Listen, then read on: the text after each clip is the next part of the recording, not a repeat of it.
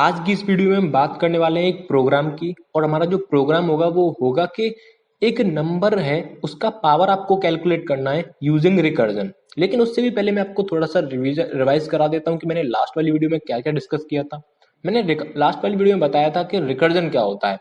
Recursion एक programming technique होती है या प्रॉब्लम सॉल्विंग अप्रोच होती है जिसमें हम क्या करते हैं, एक बड़ी सी प्रॉब्लम को हम डायरेक्टली सॉल्व नहीं करते बल्कि हम उसको स्मॉल स्मॉल सब प्रॉब्लम्स में डिवाइड करते जाते हैं और तब तक डिवाइड करते हैं जब तक हमें एक ऐसी सब प्रॉब्लम नहीं मिल जाती जिसका हमें डायरेक्टली आंसर पता रहता है। ये सब बात मैंने आपको लास्ट वाली वीडियो में बता दी थी।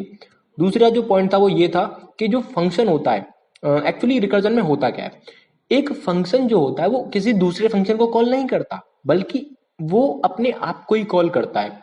सबसे इंपॉर्टेंट चीज जो यहाँ पे ये है, जरा ध्यान से सुनना।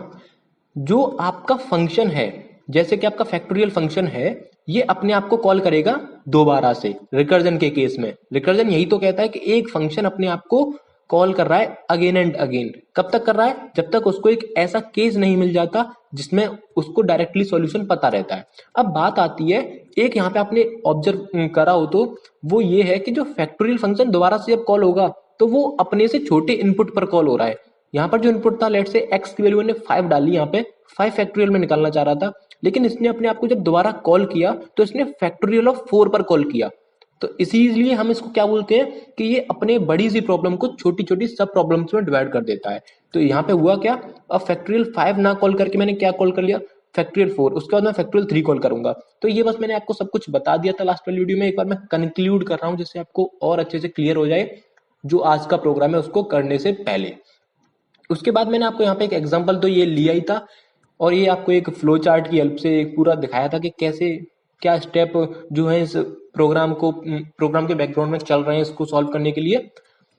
ओके, अब बात करते हैं आज का हमारा टॉपिक जो है वो है हमें एक नंबर का पावर निकालना है यूजिंग रिकर्जन। तो लेट से मैंने एक फंक्शन बनाया पावर, उसमें मैंने नंबर पास किया और उसका एक्सपोनेंट पास किया 5,3। अब मैं क्या करूंगा, मुझे नहीं पता 5 का पावर 3 कितना होता है, बट मुझे इतना पता है कि मैं 5 का जब पावर 3 है उसको मैं लिख सकता हूँ 5 एस्ट्रिक पावर ऑफ 5,2। भाई मैं क्या लिख सकता हूँ उसको, 5 की पावर 3 जो है वो मेरे को कैलकुलेट करना नहीं आता। मैं क्या करूंगा, मैं 5 की पावर 3 को लिखूंगा 5 इंटू पावर ऑफ 5,2। उसके बाद फिर से वही प्रॉब्लम, 5 की पावर 2 मेरे को कैलकुलेट नहीं करना आता, तो मैं क्या करूंगा, इसकी जगह पे पावर ऑफ 5,2 की जगह पर मैं क्या लिखूंगा, 5 एस्ट्रिक पावर ऑफ 5,1। उसके बाद मेरे को ये भी नहीं आता तो मैं क्या करूंगा, इसको 5 एस्ट्रिक पावर ऑफ 5,0। और भाई ये तो सबको पता होता है कि 5 की पावर 0 कितना होगा, 1। तो रिटर्न यहाँ पे मैं क्या कर दूंगा, 1। उसके बाद ये रिटर्न 1 जो है, अब ध्यान से सुनना, ये फंक्शन है पावर ऑफ 5,0। अब मैं यहाँ पे क्या कर रहा हूँ, इस ये एक्चुअली बेस केस पे पहुंच चुका है। मैंने आपको बताया था दो केस होते हैं, एक बेस केस और आपका एक रिकर्सिव केस। तो पावर ऑफ 5,0 जो है मेरे इस फंक्शन का बेस केस है, इसलिए इसने मुझे डायरेक्ट क्या कर दिया, रिटर्न 1। या अभी तक क्या हो रहा था, जो पावर ऑफ 5,3 है वो एक फंक्शन को रिटर्न कर रहा था लेकिन अपने से छोटे इनपुट पर, दैट इज 5,2। पावर ऑफ 5,2 जो है फिर से एक फंक्शन को रिटर्न कर रहा है अपने से छोटे इनपुट पर। उसके बाद पावर ऑफ 5,0 जो है वो किसी फंक्शन को रिटर्न नहीं कर रहा बल्कि डायरेक्टली मुझे सॉल्व करके दे रहा है कि 5,0 कितना होता है, 1। इसी को हम क्या बोलते हैं, बेस केस। इसी को क्या बोलते हैं, बेस केस। तो रिटर्न 1। अब ये 1 किसको रिटर्न होगा, ये 1 उसको रिटर्न होगा जिसने इसको कॉल किया। किसकी वजह से रिटर्न 1 आया, 5,0। तो ये यहाँ से क्रॉस होके 5, ये पूरा जो वैल्यू है कितना हो जाएगा, 1। तो यहाँ से 5 इंटू 1, 5 इंटू 1 कितना हो जाएगा, 5। अब ये किसको रिटर्न होगा, जिसकी वजह से ये जो यहाँ पे एग्जीक्यूट हुआ था किसकी वजह से हुआ था, पावर ऑफ 5,1 की वजह से। तो ये पूरा कितना हो जाएगा, यहाँ पे 5 इसको रिटर्न हो जाएगा तो इसकी वैल्यू कितनी हो जाएगी, 5 इंटू 5। यहाँ पे कितना हो जाएगा, 5 इंटू 5 दैट इज 25। अब 25 किसको रिटर्न होगा, इसको। तो यहाँ पे कितना हो जाएगा अब आपका 25, इसकी वैल्यू कितनी होगी, 25। तो 5 इंटू 25 कितना हो गया, 125। अब 125 किसको रिटर्न होगा, जिसने इसको कॉल किया था। अब एक बार इसका प्रोग्राम हम बना के देख लेते हैं यहाँ पे VS कोड में। तो यहाँ पे मैं सबसे पहले एक फंक्शन बनाऊंगा जिसका नाम होगा पावर, एंड देन मैं यहाँ पे दो पैरामीटर पास करूंगा। दो पैरामीटर जो होंगे वो एक होगा नंबर और एक होगा उसका पावर, POW, पाव। ठीक है। तो यहाँ पे एक नंबर पास होगा और पीडब्ल्यू में उसका पावर, जैसे कि 5 का पावर 3, तो 5 नंबर में चला जाएगा और पीडब्ल्यू में 3 चला जाएगा। उसके बाद जैसा कि मैंने आपको बताया कि भाई अगर आपको बेस केस नहीं पता तो आपको सबसे पहले तो वही पता करना है।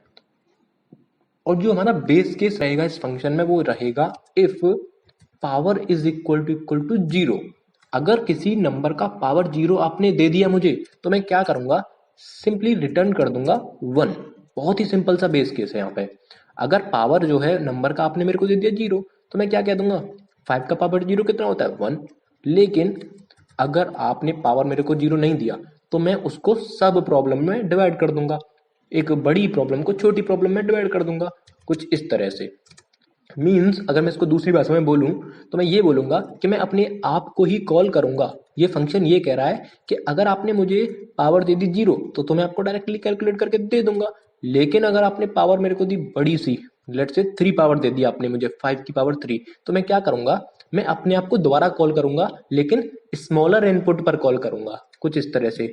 नम asterisk power of num comma, अब जो पावर थी उसका एक कम, मतलब कि लेट से यहाँ पे कितना था 5 मैंने यहाँ पे पास किया था, यहाँ पे 3, तो उसके बाद मैंने क्या किया यहाँ पे 5 इंटू, यहाँ पे 5 इंटू पावर ऑफ 5 कॉमा 2। ठीक है, अब इसको क्या करना है, मेरे को यहाँ पे कॉल करना है power of 5 comma 3 and then इसका जो आंसर है उसको मैं या तो मैं इसको डायरेक्टली प्रिंट करा देता हूँ या फिर मैं किसी वेरिएबल में इसके रिटर्न वैल्यू को स्टोर करा दूंगा। लेकिन मैं यहाँ पे डायरेक्टली प्रिंट कराना चाह रहा हूँ इसलिए मैंने यहाँ पे प्रिंट करा दिया। तो यहाँ पे देखते हैं क्या 125 आ रहा है। ओके, सो हमारा आउटपुट बिल्कुल सही आ रहा है। आई होप आपको ये प्रोग्राम समझ में आया होगा। देखो रिकर्जन में बस आपको क्या पकड़ना है, बेस केस पकड़ना है। बेस केस अगर आपने पकड़ लिया तो आपका क्वेश्चन वहीं पे सॉल्व हो जाएगा। तो आपको ये प्रोग्राम समझ में आया होगा। एक बारी इस इमेज को और एक बार देख लेना। वैसे तो मैंने अपनी तरफ से पूरी कोशिश करी आपको समझाने की। मिलते हैं नेक्स्ट वीडियो में, तब तक के लिए टाटा बाय बाय। हाँ, अगर आपको वीडियो अच्छी लगी हो प्लीज़ वीडियो को लाइक जरूर कर देना।